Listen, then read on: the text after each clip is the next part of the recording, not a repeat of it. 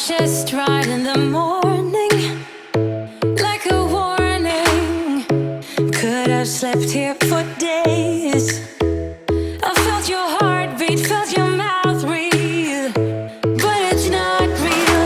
We were close to see the sun, but clouds got in our way, and so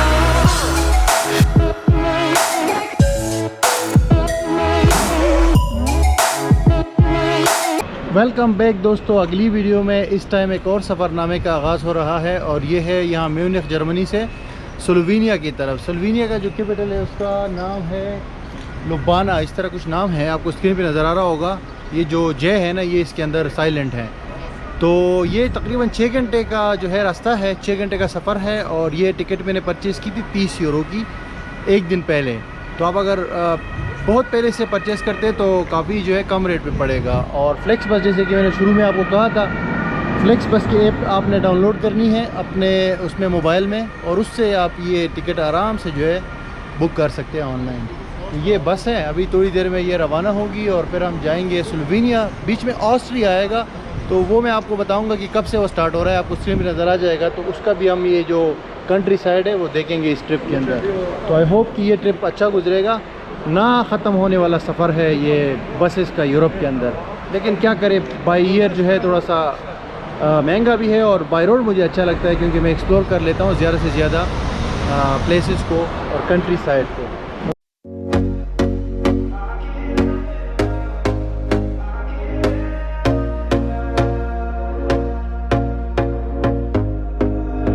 Here we go again. Trying hard, but you wanna be my friend. Ain't no place to hide, ain't no one to run to. Here we go again. Call my bluff, I'ma be here till the end. I'm the one you ride, I'm the one you ride. हो गई है और time पे start हुई है once again ये journey.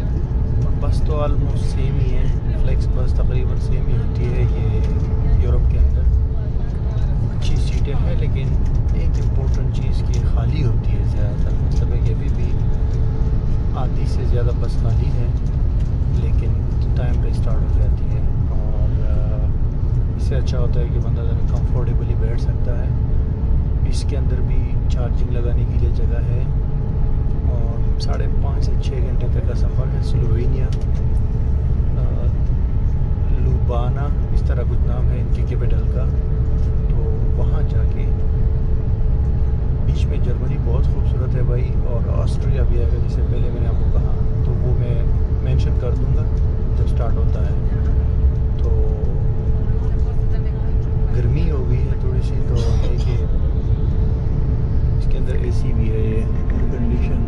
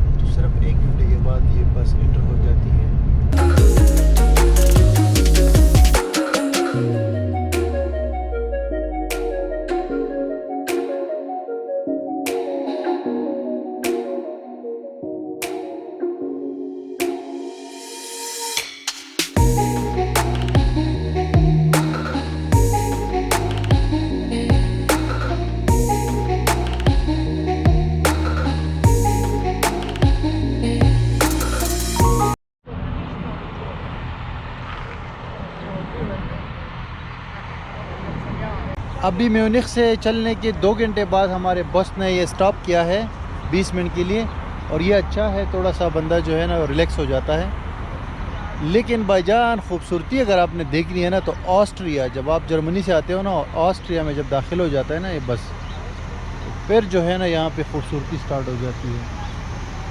और सारे पहाड़ है और ग्रीन पहाड़ है और बहुत ज़्यादा खूबसूरत है। यानी कि अभी तक जो यूरोप मैंने देखा है इसमें से ये सबसे खूबसूरत इलाका है।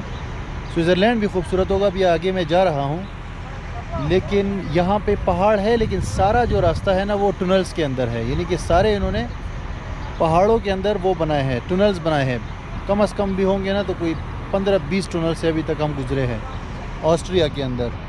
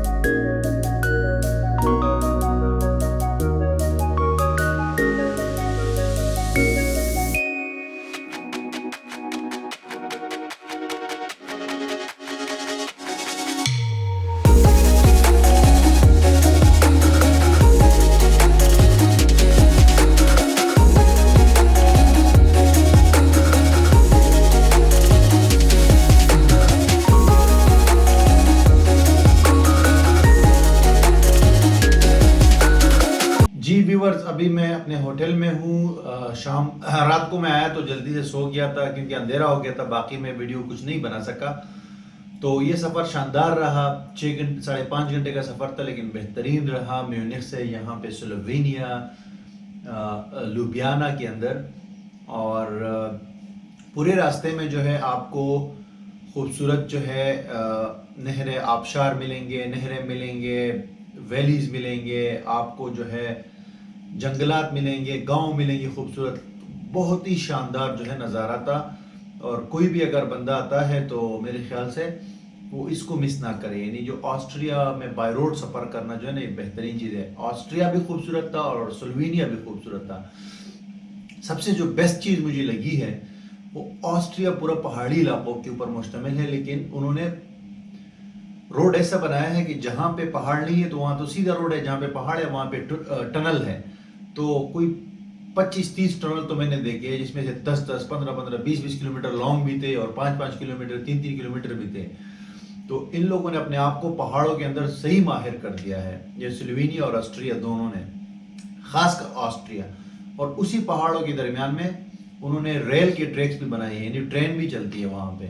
तो जैसे नीदरलैंड ने अपने आप को पानी की चीज़ों में माहिर बना दिया है, इन्होंने अपने आप को ये पहाड़ों में। तो वेल डन ऑस्ट्रिया, और सफ़र बेहतरीन रहा। तो अभी फिर मैं यहाँ स्लोवेनिया आया हूँ, कंट्री नंबर 47। तो यहाँ का अपडेट आपको दूंगा। यहाँ पे मेरे साथ एक बहुत बड़ा मसला भी हुआ है, लेकिन वो अगली वीडियो में आपको मैं एक्सप्लेन करके, तो उसको आप लाजमी वॉच करिए। Bye for now.